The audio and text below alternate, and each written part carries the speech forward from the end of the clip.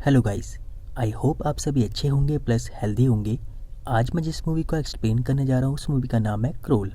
Movie start होती है और हमें हेले नाम की लड़की दिखाई जाती है जो कि अपनी स्विमिंग की प्रैक्टिस कर रही होती है। स्विमिंग खत्म होती है और हेली स्विमिंग पूल से बाहर आती है। तभी उसकी बड़ी सिस्टर का कॉल आता है जिसका नाम बैथ है जो कि मैरिड है और उसका एक बेबी भी है। बैथ हेली को कॉल करती है ये पूछने के लिए कि तुम्हें कोई डैड का कॉल आया या कुछ खबर है तुम्हें उनकी, क्योंकि हेली और उसके डैड के बीच रिलेशन अच्छे नहीं है। इसलिए हेली कहती है कि तुम अच्छी तरह से जानती हो कि मुझे नहीं पता है। फिर बैथ हेली को बताती है कि एक बहुत बड़ा तूफान साउथ कोस्ट की तरफ बढ़ रहा है और साउथ कोस्ट को पूरा खाली करवा दिया गया है।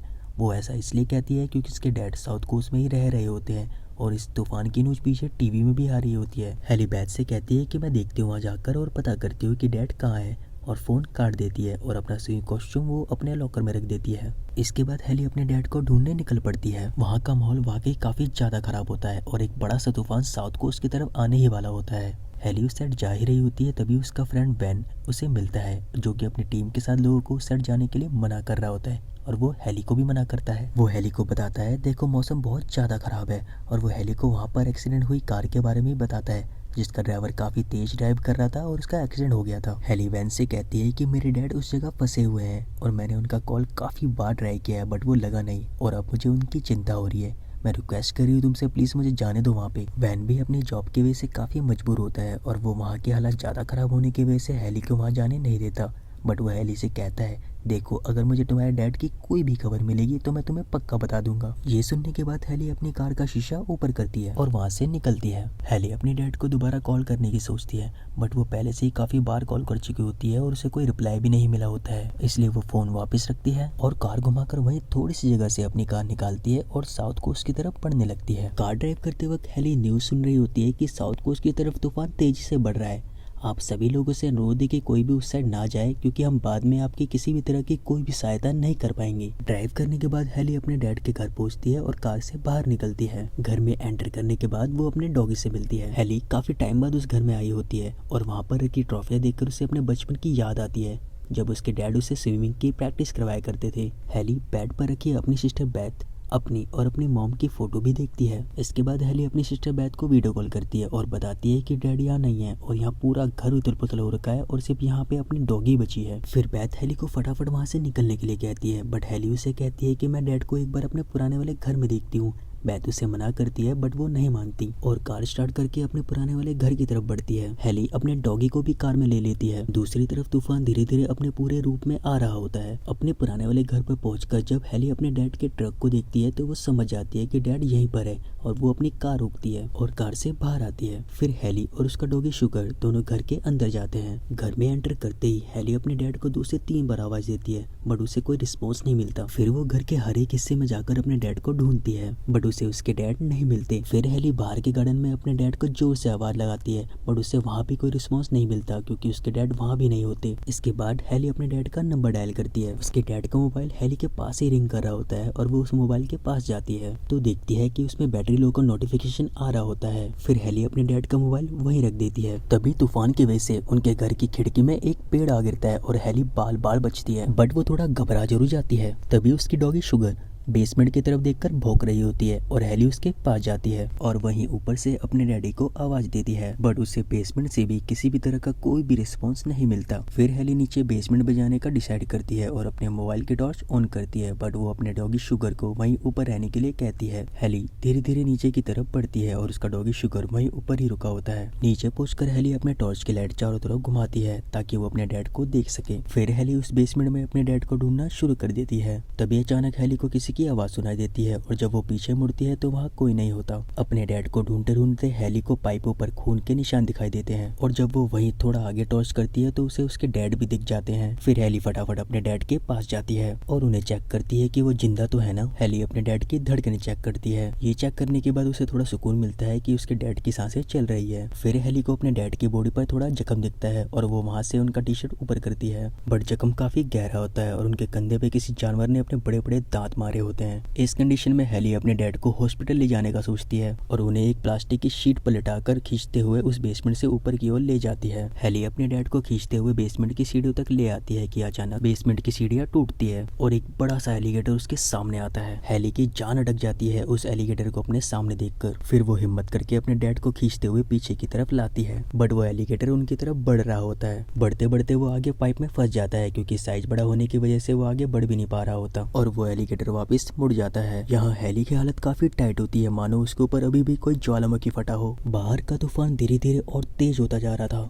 और तेज बारिश की वजह से आसमान में बिजली भी कड़क रही थी। इधर हेली ये सोच के परेशान थी कि जितनी आसानी से वो नीचे बेसमेंट में आई थी उससे कई ज्यादा मुश्किल है अब ऊपर वापस जाना। फिर वो अपनी हुडी उतारती है और सामने की दीवार टूटी हुई होती है, वहाँ के बारिश के पानी से वो उसे गीला कर लेती है और अपने डैड के मुंह पे लाकर उसे निचोड़ती है ताकि उसके डैड होश में आ सके। उसके डैड होश में आते हैं और जैसे ही वो होश में आते हैं वो हेली को बताते हैं कि यहाँ पे एक एलिगेटर है और हेली भी उन्हें कहती है यस डैड, मैंने अभी जस्ट उसे देखा है। हेली के डैड उसे कहते हैं कि तुम्हें यहाँ नहीं आना चाहिए था, तुम क्यों आई यहाँ पे। जवाब में हेली कहती है मैं यहाँ आपकी जान बचाने आई हूँ और अब हम दोनों यहाँ से एक साथ निकलेंगे कैसे भी करके। इसके बाद हेली अपने डैड के पास आती है और उनसे अपने इस पुराने घर में आने का कारण पूछती है क्योंकि उसके हिसाब से तो ये घर अभी तक भी जाना चाहिए था। तब उसके डैड उससे बताते हैं कि डील हुई थी बट कैंसिल हो गई। तभी थोड़ी सी दूरी पर हेली का मोबाइल वाइब्रेट करता है। इस वक्त वो मोबाइल नहीं बल्कि एक उम्मीद की किरण होता है जिसकी मदद से वो किसी को कॉल करके अपनी हेल्प के लिए बुला सकते थे। यही सोचकर हेली मोबाइल लेने के लिए आगे बढ़ती है। आगे बढ़ते बढ़ते वो मोबाइल के नजदीक पहुंच जाती है और एक दीवार के सहारे बैठी होती है और जब उसे लगता है कि सब नॉर्मल है, रास्ता साफ है, तो वो फोन उठा लेती है और किसी को कॉल करने से पहले थोड़ा आगे बढ़कर चेक कर लेती है कि एलिगेटर कहाँ है। जब वो देख लेती है कि एलिगेटर उससे थोड़ा दूर ही है तो हेली वहीं थोड़ा पीछे होकर हेल्प के लिए नंबर डायल करती है, बट नंबर डायल करते ही उसे पीछे से किसी की आवाज आती है और उसी वक्त बिजली कड़कती है और हेली को दिखाई देता है कि उसके बिल्कुल पीछे एक दूसरा एलिगेटर है जो उसे चबाने के लिए अपना पूरा मुंह फाड़ के बैठा हुआ है। हेली उसे देखकर डर के मारे चीखती है और वहाँ से भागती है। भागते हुए हेली जैसे ही पाइप के नीचे से निकलती है वो एलिगेटर उसका एक पैर चबा लेता है। हेली उस एलिगेटर को अपने दूसरे पैर से मारती रहती है, तब जाकर वो उसका पैर छोड़ता है। फिर हेली उस जख्मी पैर के साथ खड़ी होती है और जैसे ही दूसरी तरफ देखती है वो पहले वाला एलिगेटर अपना पूरा मुंह फाड़ कर हेली को कच्चा चबाने के लिए तैयार होता है। यहाँ हेली दोनों एलिगेटर के बीच पूरी तरह से फंस जाती है और साथ ही साथ अपने आप को बचाने के लिए उनसे फाइट भी करती है। फाइट करते हुए हेली एक एलिगेटर का मुंह एक पिंजरे में फंसा देती है और जैसे ही वहाँ से निकलती है पहले वाला एलिगेटर उसके सामने आ जाता है और वो फिर फिसलते हुए पीछे गिरती है। फिर हेली को एक जगह दिखती है जहाँ काफी तारें बिखरी होती है, वहाँ से वो उन दोनों एलिगेटर को चकमा देकर अपने डैड के पास जा सकती थी। फिर हेली बिना टाइम वेस्ट किए वहाँ जाती है। दूसरी तरफ हेली का मोबाइल दोबारा वाइब्रेट कर रहा होता है और उसकी सिस्टर का कॉल आ रहा होता है। तभी एक एलिगेटर वहाँ आता है और अपने बड़े से पैर उस मोबाइल पर रख देता है जिससे हेली का मोबाइल पूरी तरह से टूट जाता है। इसके बाद वो एलिगेटर हेली की तरफ बढ़ता है। हेली तारों के बीच फंसी होती है बट वो उस एलिगेटर को आता देख अपनी पूरी कोशिश कर उन तारों से निकल जाती है और आगे बढ़कर एक सेफ जगह ढूंढती है, बट वो एलिगेटर हेली का पीछा नहीं छोड़ता और अपना पूरा मुंह फाड़कर हेली की तरफ बढ़ता है। तभी पास में ही एक बड़ा सा पेचकस पड़ा होता है और हेली उसे उठा लेती है और सीधा उस एलिगेटर के सर में घोंप देती है। हेली इतनी ज्यादा डरी हुई होती है कि वो उस एलिगेटर के सर पर कम से कम 4 से 5 बार उस पेचकस को भोंकती है। पेचकस इतनी ज्यादा बार घोंपने की वजह से वो एलिगेटर थोड़ा शांत हो जाता है और नीचे की तरफ झुक जाता है। तभी हेली को उसी के सामने एक जगह दिखाई देती है और वो उसमें मौका देखकर घुस जाती है। फिर वो एलिगेटर दोबारा उठता है और अंदर आने की कोशिश करता है, बट उसके आगे एक बड़ी सी पाइपलाइन होती है जिसकी वजह से वो आगे नहीं बढ़ पाता और हेली हाथ में पेचकस लिए वहीं कोने में बैठ जाती है। वो एलिगेटर हेली के पास आने की पूरी कोशिश करता है बट वो नाकामयाब रहता है, इसलिए वो वापस मुड़ जाता है। ये देखकर हेली को एक पल के लिए सुकून जरूर मिलता है। इसके बाद हेली टॉर्च ऑन करके अपने पैर के जख्म को देखती है जो कि काफी गहरा होता है। एलिगेटर ने अपने दांतों से उसके घुटने के ऊपर वाले हिस्से को पूरी तरह से चबा रखा होता है। फिर हेली अपनी कैपरी में बंधी हुई मोटी सी तलाई को तोड़ती है जो कि एक बड़े से धागे टाइप होता है और उसे एक मोटी सी रस्सी की तरह बना लेती है और उसे अपने जख्म वाले हिस्से में बांध लेती है। इधर बाहर का मौसम काफी खराब होता जा रहा होता है और उस जगह काफी पानी भर जाता है और ये पानी एक जगह के सहारे उस बेसमेंट में भी आ रहा होता है जिस वजह से वो बेसमेंट आधे पानी से भर जाता है। हेली भी बिना टाइम वेस्ट किए वहाँ से निकलती है और उसी बेसमेंट से एक जगह दिखती है जहाँ से वो किसी को हेल्प के लिए बुला सकती थी। फिर वो आगे बढ़ती है और उस छोटी सी खिड़की से बाहर की तरफ देखती है। बाहर 3 लोग होते हैं जो उस जगह को छोड़कर जा रहे होते हैं और साथ साथ एक एटीएम मशीन को भी उठाकर ले जा रहे होते हैं और उसे नाव में रख देते हैं और इनका तीसरा साथी वहाँ के स्टोर से जरूरत की चीजें उठाकर अपने बैग में भर रहा होता है। इधर हेली उनकी तरफ टॉर्च करके मदद के लिए चिल्ला रही होती है। उनका एक साथी टॉर्च की तरफ देख लेता है और उसे लगता है कि किसी को हेल्प की जरूरत है। वो हेल्प के लिए आगे भी बढ़ता है बट यहाँ तो बात ही अलग होती है। उस बेसमेंट के बाहर भी एलिगेटर्स होते हैं जो उसके पीछे खड़े साथी के पैर को चबाकर निकल जाते हैं। ये देखकर वो बंदा हेली की मदद छोड़कर अपने स्टोर वाले साथी के पास जाता है, बट एलिगेटर उसे भी फिनिश कर देते हैं। उन 3 लोगों में से 2 मर चुके होते हैं और अब बारी इसकी होती है और देखते ही देखते वो एलिगेटर्स इसे भी जिंदा चबा जाते हैं। हेली जिन 3 लोगों से मदद मांग रही थी उन्हें सिर्फ 3 मिनट में अपनी आंखों के सामने मरता देख वो शॉक्ड रह गई थी। इधर बेसमेंट में पानी तेजी से बढ़ता जा रहा था। तभी हेली को बाहर बोट की आवाज सुनाई देती है और वो बाहर की तरफ देखती है। बाहर वैन, जो कि हेली को शुरू में मिला था, वो अपने साथी के साथ वहाँ पे आता है। वैन हेली के कहने पर उसके डैड को ढूंढने के लिए उनके घर पे आया होता है और वो अपने साथी को बोट के पास खड़ा होने के लिए कहता है और साथ साथ ये भी कहता है अगर मुझे मदद की जरूरत पड़ी तो मैं तुम्हें बुलाऊंगा। फिर वैन उस घर में एंटर करता है। वैन पूरे घर को छानता है बट उसे कोई नहीं मिलता। दूसरी तरफ वैन का साथी बाहर कुछ हरकत देखता है। वो झूले के पास एक एलिगेटर को छलांग लगाते हुए देखता है और डर के मारे वैन की तरफ भागता है, बट तब तक काफी देर हो चुकी होती है। वो एलिगेटर्स अपने मुंह से उसे पीछे से दबोच लेता है और उसे पानी के बीचों बीच फेंकता है। फिर एलिगेटर्स का एक झुंड आता है जो उसे चीर फाड़ करके इसके शरीर के टुकड़े टुकड़े कर देता है, क्योंकि हेली का डॉगी उस बेसमेंट के बाहर ही भौंक रहा होता है, जिसकी मदद से वैन उस बेसमेंट के पास आ जाता है और नीचे हेली को आवाज लगाता है। बट ये मदद उसे काफी महंगी पड़ती है क्योंकि बेसमेंट से एलिगेटर उसे चबाता है और नीचे की तरफ खींच लेता है। वैन अपनी पूरी कोशिश करता है वहाँ से निकलने की, बट वो एलिगेटर उसे धीरे धीरे चबा रहा होता है और वैन छटपटाते हुए हेली से हेल्प मांगता है। हेली भी वैन की हेल्प के लिए आगे बढ़ती है, बट वो उस एलिगेटर के सामने कुछ नहीं कर पाती क्योंकि वो एलिगेटर वैन की गर्दन चबाकर उसे दूसरी तरफ ले जाता है और हेली वहीं देखती रह जाती है। इसके बाद हेली उस पानी में तैरते हुए अपने डैड के पास पहुंचती है और रोते हुए कहती है कि मैं वैन को नहीं बचा पाई। फिर उसके डैड उसका हौसला बढ़ाते हैं और कहते हैं हेली हम यहाँ से जरूर निकलेंगे। उसके डैड उसे कहते हैं कि पाइप के शोर से एलिगेटर्स को इरिटेशन होती है, इसलिए वो हेली को कहते हैं कि मैं उनका ध्यान भटकाने के लिए यहाँ से पाइप से आवाज करूंगा और तुम तैरते हुए सीढ़ियों तक पहुंच जाना। अब हेली के डैड पाइप पर ईंट मारना शुरू कर देते हैं। इधर एलिगेटर भी मूवमेंट करना शुरू कर देते हैं। एक एलिगेटर उस आवाज की तरफ बढ़ता हुआ तेजी से आता है और हेली के बनाए हुए जाल में फंस जाता है और हेली के डैड उसके सर में मार मार कर उसे वहीं खत्म कर देते हैं। इधर हेली को ड्रेन पाइप का रास्ता दिखता है और वो अपने डैड से कहती है कि मैं यहीं से बाहर निकलती हूँ क्योंकि सीढ़ी के पास तो एलिगेटर घूम रहे थे,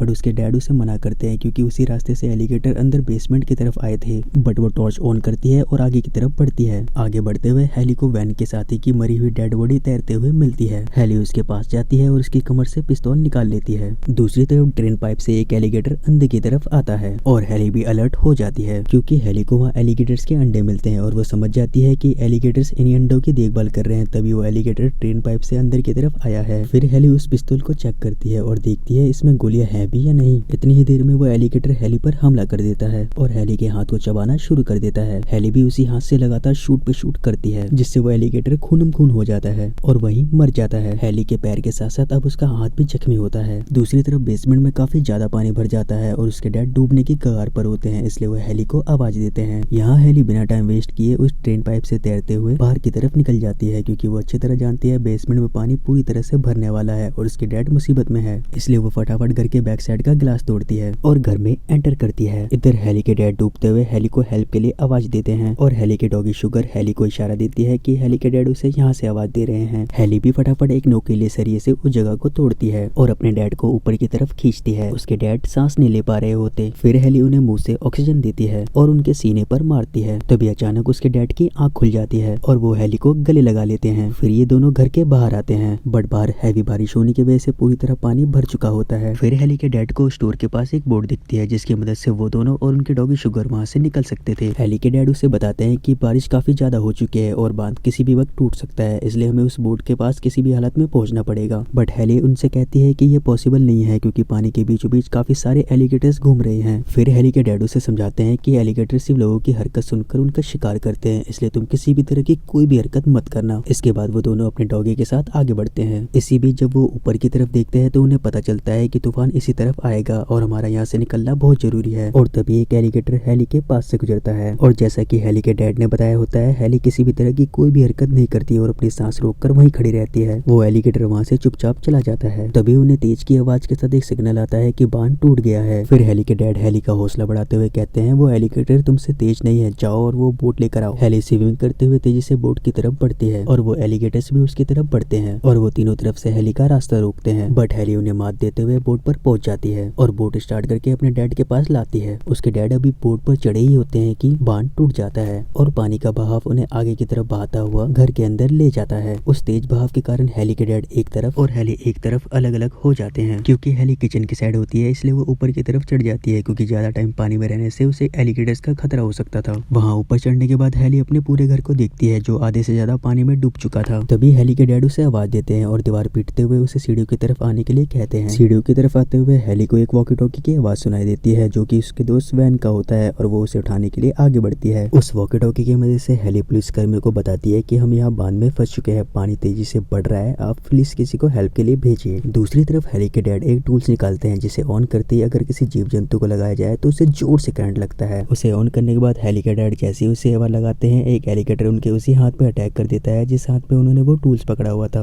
वो एलिगेटर उनका पूरा हाथ चबा जाता है और आधा हाथ उखाड़ भी देता है। इतनी देर में हेली वहाँ आ जाती है और उन्हें इस हालत में देख घबरा जाती है। फिर वो एलिगेटर उसके डैड को छोड़ हेली की तरफ बढ़ता है। हेली भी भागते हुए बाथरूम में आ जाती है और जैसे ही गेट बंद कर रही होती है कि तभी वो एलिगेटर वहाँ आ जाता है और हेली गेट लॉक नहीं कर पाती और बाथटब में जाकर छुप जाती है। बट वो एलिगेटर अभी भी हेली का वहाँ वेट कर रहा होता है, इसलिए हेली उसे चकमा देने के लिए थोड़ा सा गेट ओपन करके उसे अंदर की तरफ बुलाती है और उसके अंदर आते ही छलांग लगाकर बाहर की तरफ कूद जाती है। बाहर आते ही हेली फटाफट गेट बंद करती है और उस एलिगेटर को वहीं लॉक कर देती है। इसके बाद हेली अपने डैड को संभालते हुए छत की तरफ ले जाती है। तभी उसे हेलीकॉप्टर की आवाज सुनाई देती है और वो विंडो के पास जाकर अपने यहाँ फंसे होने का सिग्नल देती है। बट इतना सब कुछ होने के बावजूद भी अभी कुछ कसर बाकी थी कि ये सिग्नल सीधे की जगह उल्टी तरफ चला जाता है और एक एलिगेटर उस विंडो को तोड़ता हुआ अंदर की तरफ आ जाता है और हेली को दबोच लेता है। ये वो वक्त होता है जब हेली अपनी होप को खो देती है और वो अपने डैड के साथ बताए गए बचपन के दिनों को याद करती है जब उसके डैड उसे मोटिवेट करते थे स्विम प्रैक्टिस के टाइम पर। यही सोचते हुए उसके हाथ में वो टूल्स आ जाता है जो उसके डैड ने ऑन किया था और वो उसे उस एलिगेटर की बॉडी में लगा देती है जिससे उसे करंट लगता है और वो एलिगेटर हेली को छोड़ देता है। फिर हेली तैरते हुए बाहर छत के पास आ जाती है और ऊपर चढ़ ही रही होती है कि वो एलिगेटर दोबारा उसके पास आ जाता है। बट इससे पहले कि वो एलिगेटर उसे चबाता है उसके डैड ऊपर आकर उसे अपने एक हाथ के दम पर ऊपर खींच लेते हैं और दोनों थोड़ी देर के लिए सुकून भरी सांस लेते हैं। और तभी उन्हें एक और आवाज सुनाई देती है और ये आवाज हेलीकॉप्टर की होती है और हेली उन्हें इस बार उस टूल्स के थ्रू सिग्नल देती है जिससे वो हेलीकॉप्टर उनकी तरफ रस्सी फेंकता है और हेली अपने डैड की तरफ मुस्कुराते हुए इशारा देती है डैड ये जगह हम जीत गए और यहाँ मूवी का दी एंड हो जाता है। मूवी में जो एफर्ट दिखाया गया है हेली और उसके डैड का एक दूसरे को बचाने के लिए और एलिगेटर का सामना करने के लिए वो वाकई कमाल का है। हेली और उसके डैड को काफी चोट है, इनफैक्ट उसके डैड का तो आधा हाथ भी चला गया बट लास्ट में जीत उन्हीं की हुई। बट हेली के डैड को खुशी हो गई इस चीज की जो उनके और उनकी बेटी के बीच तनाव आ चुका था अब वो जिंदगी भर के लिए खत्म हो चुका है।